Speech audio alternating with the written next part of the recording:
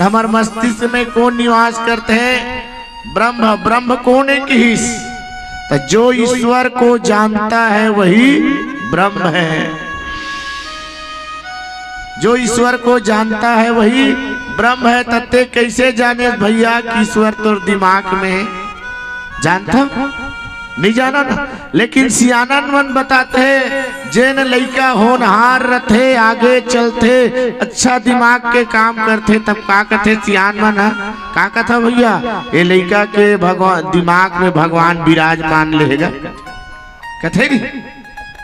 तो परिलक्षित होते ओकर ज्ञान के द्वारा और ज्ञान ही राम की राम ब्रह्म परमार्थ रूप अकथ अनामय नाम न रूपा।